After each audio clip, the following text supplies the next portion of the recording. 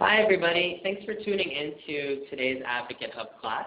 This is going to be our reporting tutorial and Q&A. We're going to be going over some of the different aspects of data collection in the AdvocateHub, and then we have questions lined up for our two wizards, Z and Steve, who are in the room with me right now.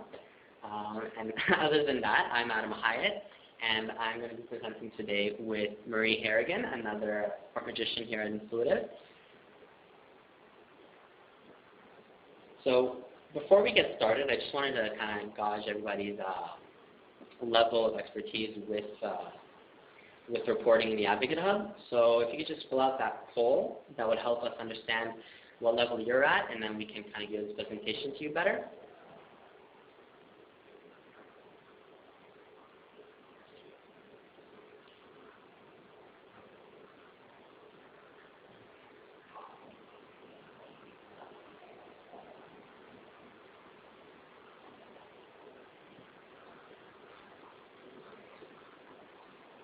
And let's see what we have here. So it looks like most people are a little bit familiar with reporting and using a little bit. So thanks for that. And now let the fun begin. We're going to go into a little bit of a tutorial to show you a live example of what we're talking about.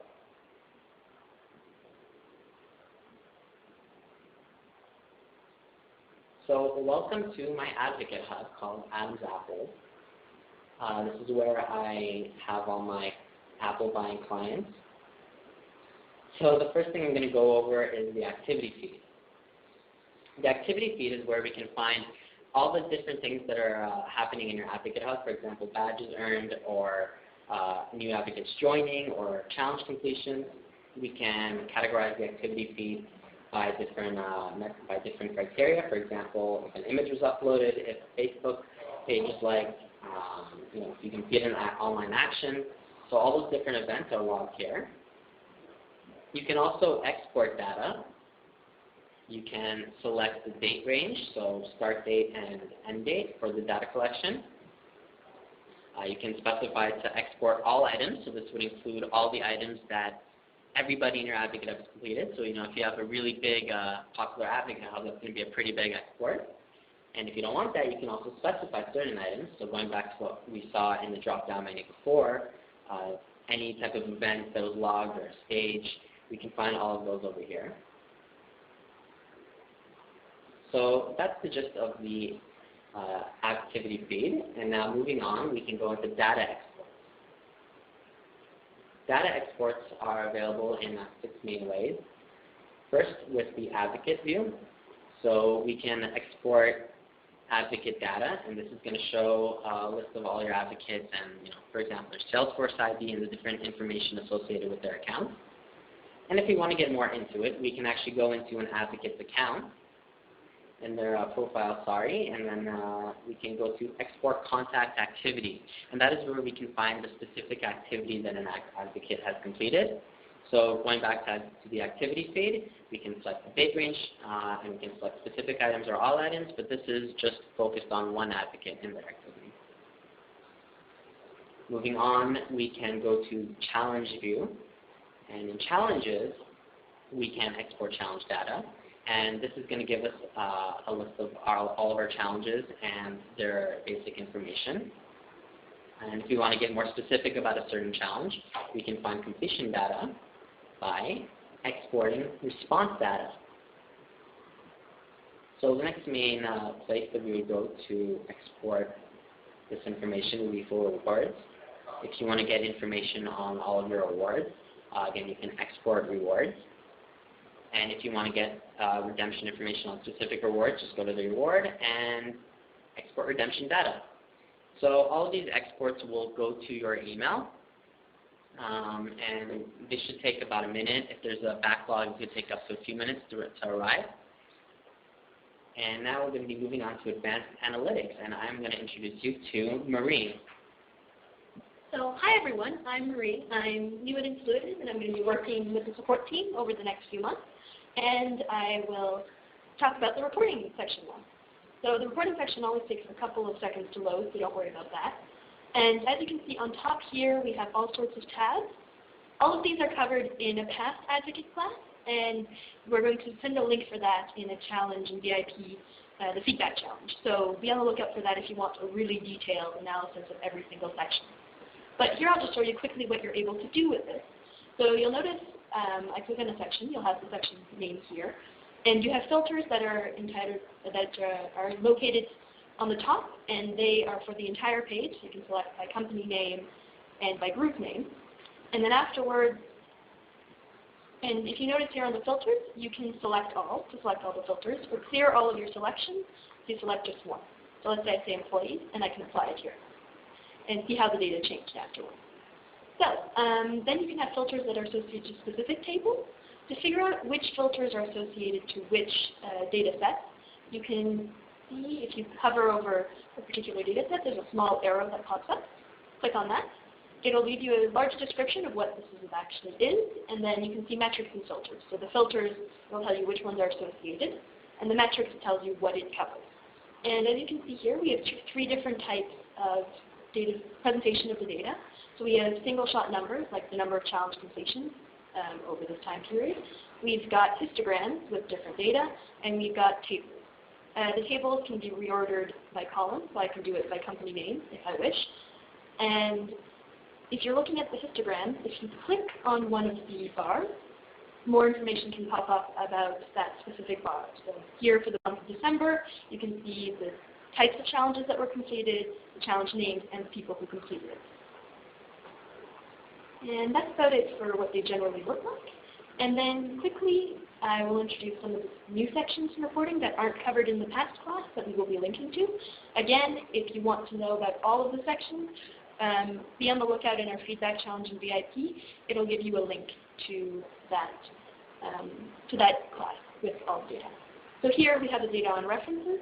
So it tells you the number of published or unpublished reference challenges, in progress with the current ones, and then no data. It's actually meant to be, it's count of references completed. Now, this never happened in AdvocateHub, so it currently says no data, but if you ever want to know what it's meant to be, you can click on the little arrow and you'll see what it's meant to be. So we have the NPS score. The top gives you your total NPS score. It's not very good for Adam. And this is the all-time NPS score, and here you can select your NPS score by date range. So you can apply a specific date range, and it'll come up. Again, Adam has no data, so it doesn't show up. But you can try this in your hub if you've done an NPS challenge, and you will have actual charts here. And then the final thing is the experiences. So for a particular experience, for example, Toronto user group, you can find the information on that. In this case, nothing has happened. So let's go back to the AdvocateHub, which is just the general advocate experience. So you can see challenge completions, number of participants, and the average challenge completion per participant. And then here you can see challenge completions by type of challenge, as well as unique users who did those challenges. Experience by, or challenge or stage type completions, so stage completions by type, and points leaderboard at the bottom. So yeah, now I'll pass it back over to Adam, and then we'll start the Q&A section. So I'm known as the tip guy, so I thought why not add some tips to this class. One tip that I think would be very beneficial to know, if you check out the Advocate Engagement tab, you could usually find a trend comparing, when you add new advocates to your hub, you might get more engaged advocates for that month. So why this is important is that it tells you that when you invite new people into your hub, their engagement will go up. That's just it's something that is typical in the majority of hubs. Just a little, it's a good tip to keep a steady flow of new advocates coming into your hub, and you can compare those numbers as you go on and see the results. So, if you really want to boost engagement and challenge completion, that's the way to do it. Just keep inviting people in. Another tip that I want to share with you can be found in the Advocate and Challenge view. We have sorting options. You can sort by available challenges. This is how many challenges the advocate has available to do. You don't want too big of a number over here because that could be scary. If somebody has 60 challenges available, They're going to log in. What's the first thing they're going to see? Is it going to be something that's going to re-engage them, or is it going to be something like, oh, give us this referral, and scare the unengaged person away? So you want to keep an eye on that.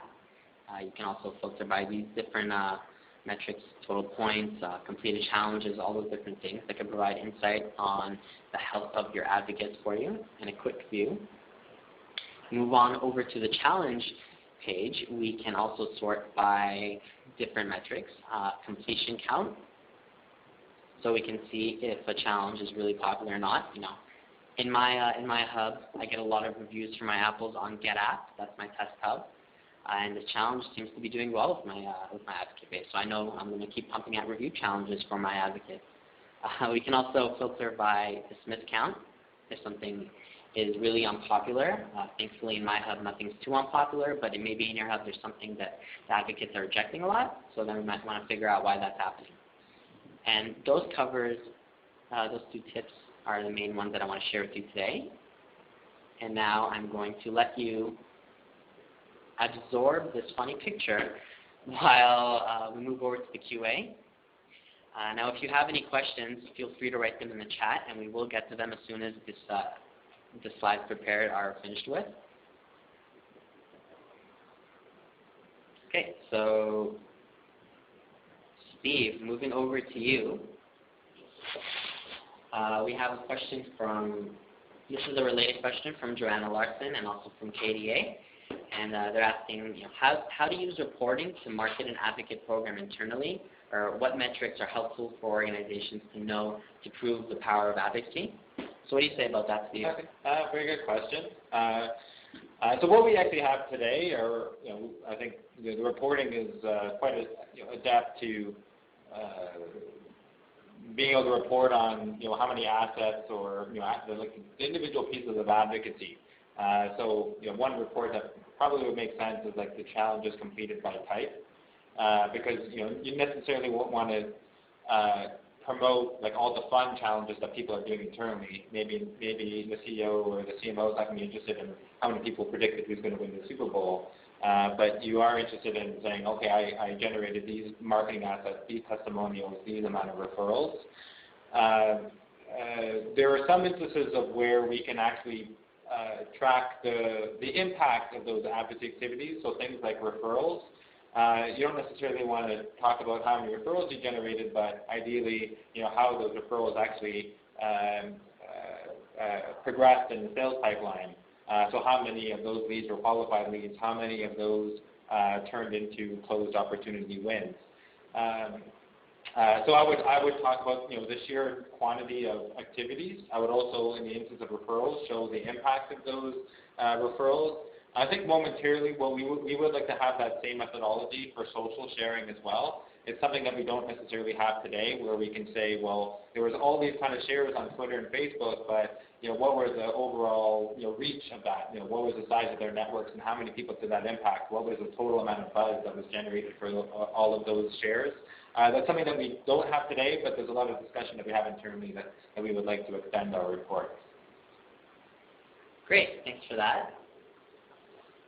Go on to the next question by Jason Oakley. I'm interested to hear your opinion on how we should interpret these reports to get data of the overall health of our hub. Okay, good question. I would almost look at the next question along the same line as well. Because we have two, which is like the other way to kind of shoot for the overall averages across hubs. The reason why I thought maybe to look at the two together is because if you want to know what health is, you kind of need to have a good concept of what poor versus high health. How do I know if I'm low, or how do I know if I'm high? And you need to have a good kind of baseline to kind of compare yourself to in order to say, okay, I have an overall healthy hub. There's not too many things that we're actually trending within reporting today that can really give a good understanding that, okay, I'm relatively in the middle, or I'm at my peak performance, or I'm at the low end. We do show your challenge completion over time, so you can't say that month over month I'm relatively low for my challenge completion for that month. But for me to answer this question probably truthfully, I would say ideally we would like to have more baseline type of trending, so we can give our customers a good understanding of where they stack against most of our other customers or customers that are similar. And that is things that we do discuss quite a bit, and that is some data that we can actually get through a request. If you wanted to say, okay, well, we have a 50% churn rate, how does that stack against some of your other customers, and what they see for a similar industry and same maturity. So maybe in short, there are some things where you can look at your own metric over time and see how does that stack compare to previous months. But maybe that's a good I think we can estimate where it'd be good to get some of those metrics and how that compare against some of our other customers of a similar likeness. Great insight, Steve. I also want to say, every company is different, every industry is different. There's no real way to measure this, but the only way you could do this is if you look at your own stats. You look at the value you're generating for yourself. You look at how much value you used to generate, how much value you're generating right now, and how much that includes social value, referral value, all those different kinds of things. So we have a question from Kimberly Edwards. Are there any advocate-facing reports available? Well, I guess the reports themselves are only administrators have the ability to view. Certainly, some of those can actually be shared via message.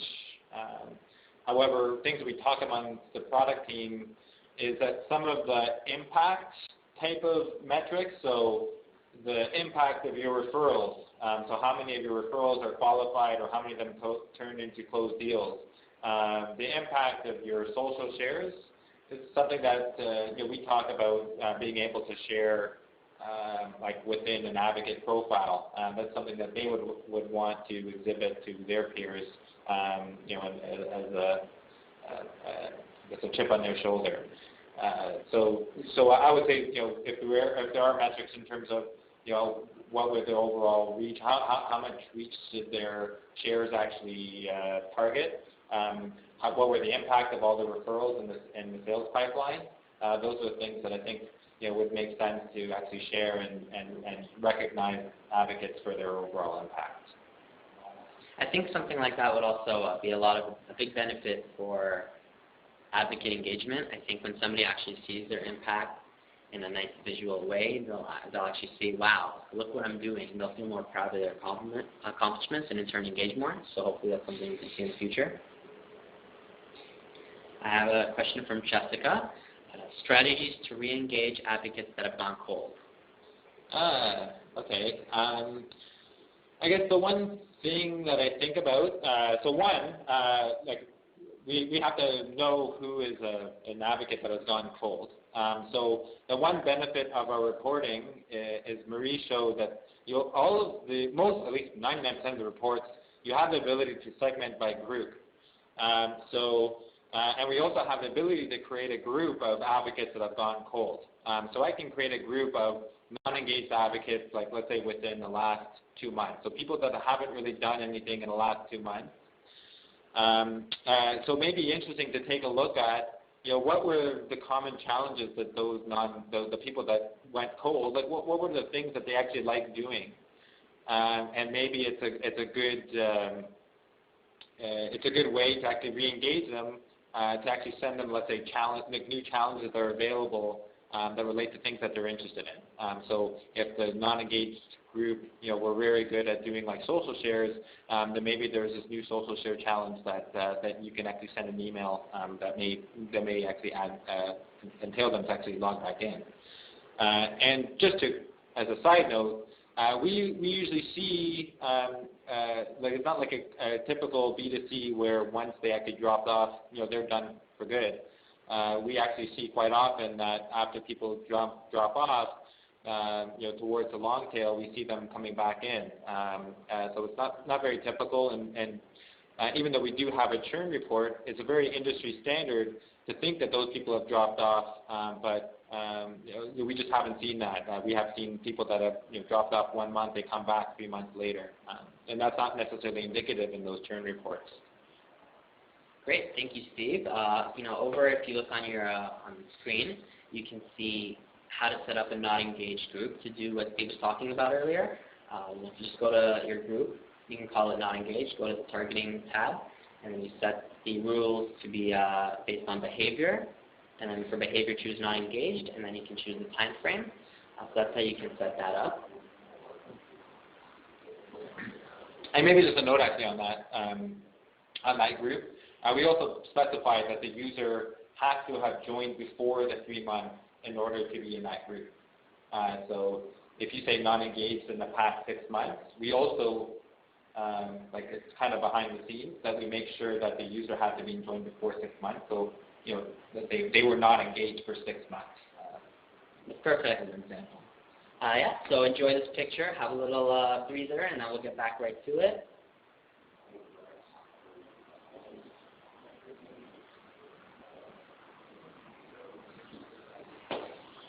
Thank you for the great shout out, Jackie. For those who don't know, she chatted to us saying thanks, Steve. So thank you, Jackie.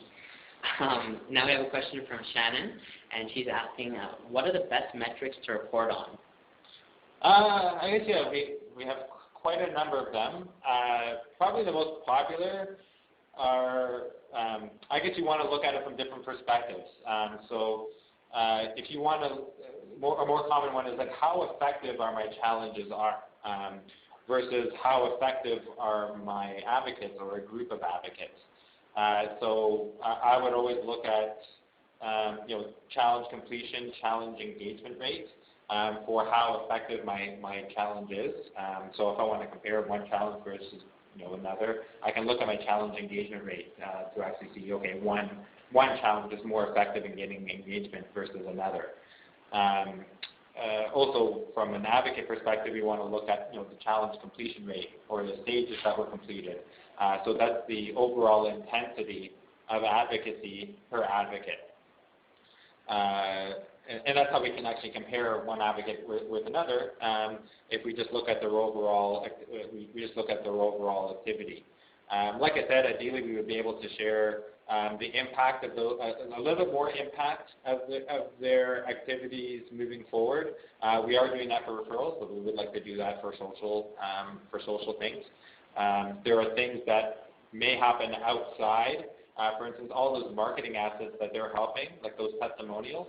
It's something that we don't necessarily know of how beneficial those are at driving new prospects, for example. That's probably something that you may actually have internally, but Influitive doesn't necessarily have.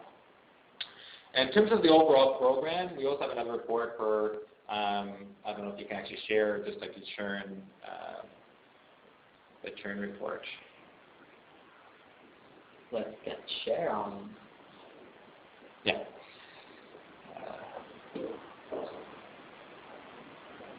And that was for retention. So just to actually show people that are actually dropping off in the program. As Adam highlighted earlier, you always want to have people that have joined the program, let's say the first month, whether they actually were retained in the following month or they dropped off in the program. So I think this is just a useful report just to say, are people continuing to be engaged? Don't be surprised that there are going to be drop-offs. Here, this is just an example. So Adam does have 100%, but that's not very typical. We do always see people that actually drop off. But this is just very useful to see where we can also compare month over month to see are people being retained or people dropping off, and whether we need to actually focus on inviting new advocates versus how do we market new challenges to people that are continuing to consume. Something we should continually aim for in all of our hubs is to just see improvement from month to month. So there's always going to be churn. What we want to do is see how we can reduce that churn. Is one thing that we're doing as an experience that we're hosting, is that affecting churn positively or negatively, and so on and so forth. So we have here a question from Jillian. How do we measure engaged advocates exactly? Okay, and this is probably something that we're probably going to be changing momentarily. We're just changing our definitions. What engaged advocate is completing advocates that have completed advocacy of a certain value. We almost determined that Facebook likes and joining a LinkedIn group or joining like an Influitive group, not really true acts of advocacy, even though that they are. But like it almost had a billing component that we didn't want to necessarily charge, for an advocate that just did a Facebook like or joined a group. So that's how we actually tiered out engaged versus just active. Where active, they could have gone into the hub and did anything, whereas engaged was they did they did core acts of advocacy like a referral, a reference, a case study, a survey, things of that nature. Moving forward, we're probably going to be changing that. So, anybody that has gone into the hub and actually did any activity would be considered engaged, and we wouldn't be filtering things like Facebook likes and joining LinkedIn groups. I think you might be sharing a document of some sort. Yes, give me 1 second. I'm just going to pull out the Knowledgebase article on active advocates versus engaged advocates.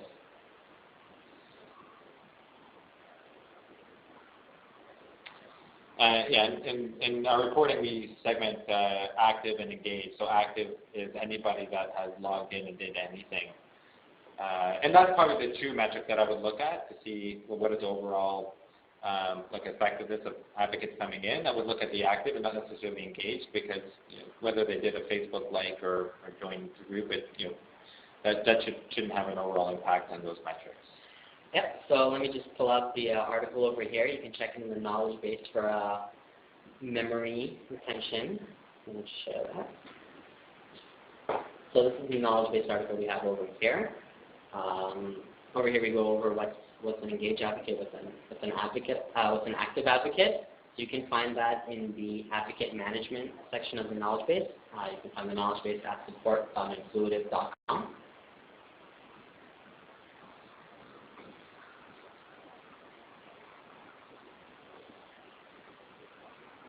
So another question we have is from Sarah, and Sarah asks, reporting on and tracking referrals, what advocates can see versus admin? Good question. At least from what an advocate can see, well, automatically as a referral advances through the sales funnel, if it was a happy path, and our happy path is really defined as referral was submitted, and then that lead turned into a qualified lead, and then that lead turned into a closed deal. So in either stage of those happy paths, so a lead turned qualified, a lead turned into a closed deal, automatically they're kind of being notified that, okay, their referral actually advanced. If it was an unhappy path, so an unhappy path is really, okay, the referral was submitted, but then that lead was not qualified.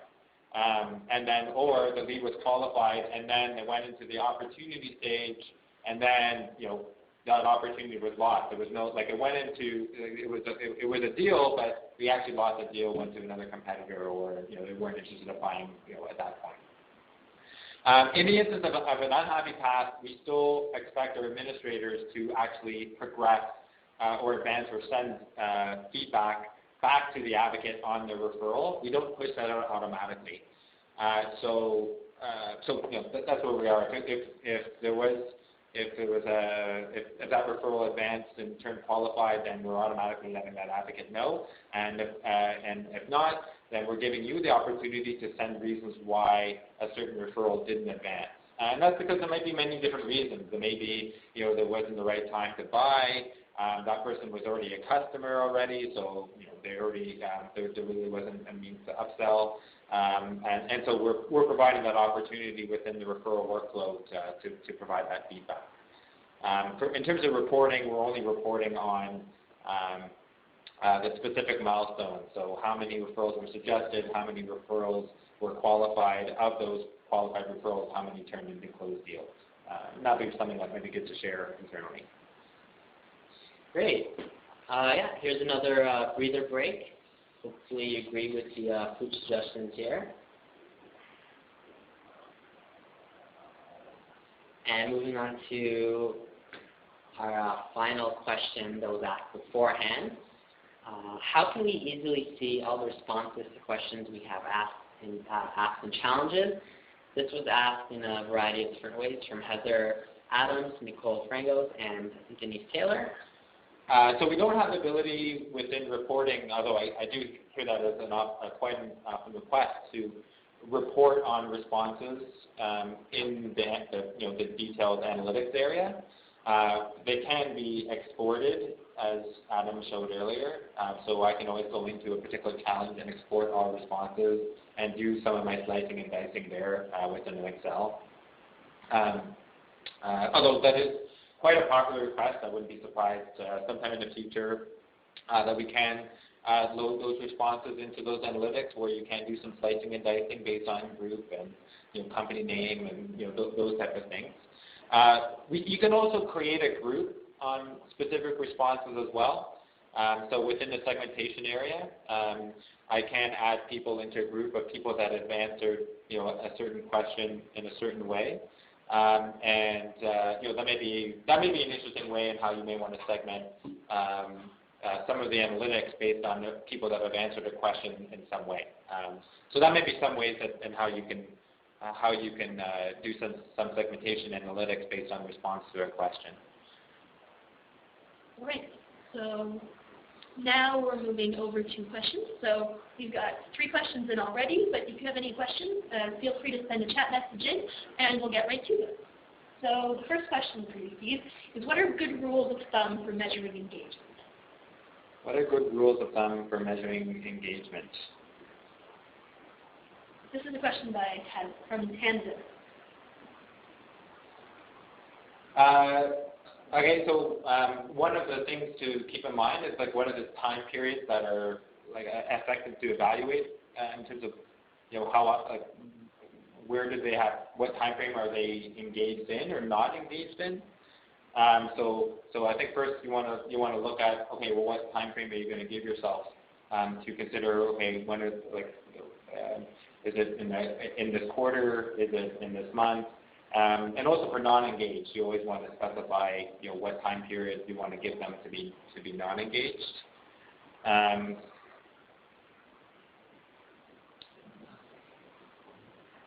See? Do you have anything to add?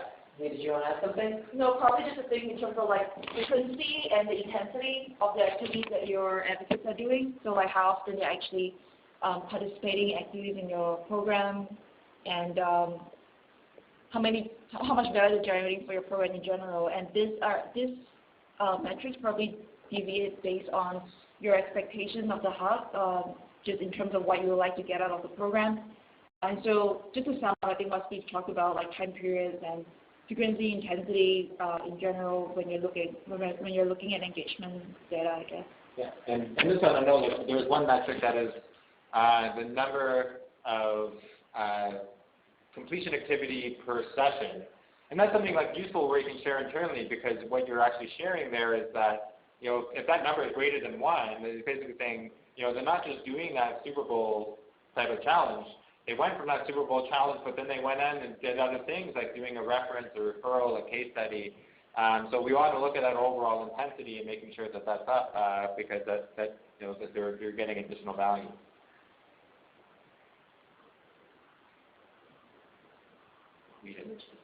Okay, so Tamsin specified her question, says what are ideal levels of engagement and sort of what we should be shooting for? So in terms of intensity, I think our average is around 5 to 6 activities per session, sometimes that we've seen. So I think it'll be good. So basically for anyone that's actually logging in at any point in time, they'll probably do an average of about 5 to 6 activities.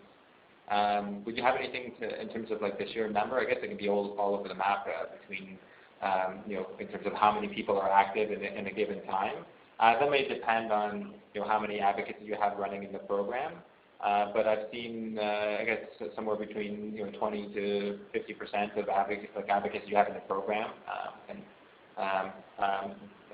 within a month be joining in and participating.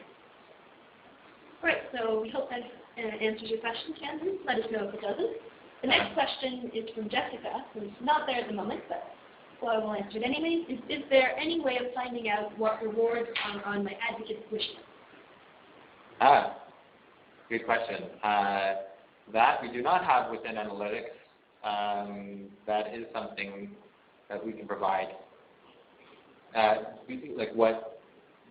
Oh, wait, no, you can actually do that in the UI, right? Wish list. Yeah. So that's how you, sorry, my bad. So that isn't available in analytics, but you can go into the reward itself, and then there is a tab that will list all the advocates. Oh, you weren't sharing. Okay. So in the reward, and then there's a tab called wish list. That should list the advocate names that were interested in that reward. Just a little second.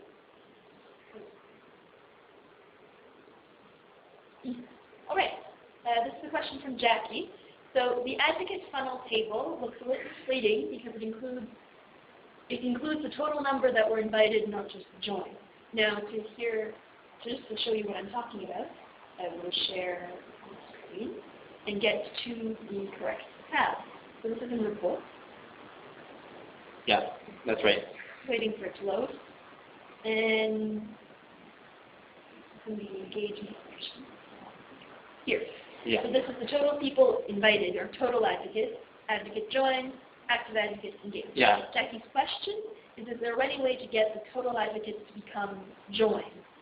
Yeah, I think we can do that, or at least like you want to make the joined percentage of people that are total, but then all the other subsequent ones like number of active or number of engaged should be of the people that are joined, and that's something that we should just do. I would almost classify that as a bug.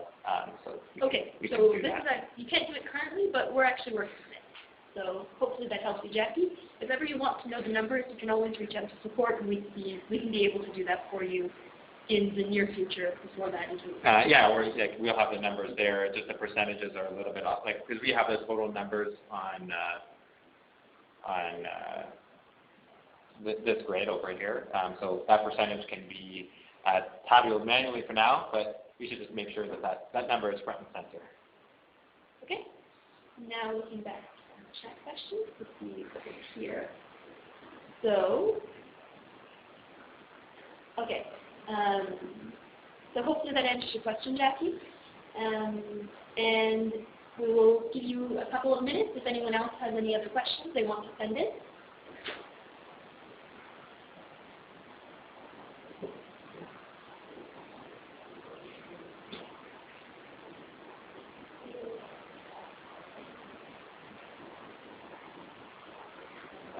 All right, so there seems to be no new questions coming in, so that's how we'll end the class, and so we'll see you in 2 weeks, and thank you for tuning in. Again, if you want to check out more on the advanced analytics in the reporting tab, you can follow the link that we're going to put up with the feedback challenge on VIP. Don't forget to check that, and let us know what you think about the class. Provide feedback, and we will make updates to it in the upcoming weeks in the next classes. Thank you very much, Steve and Z, for participating today and being so awesome. We really appreciate it. Yeah, thank you all.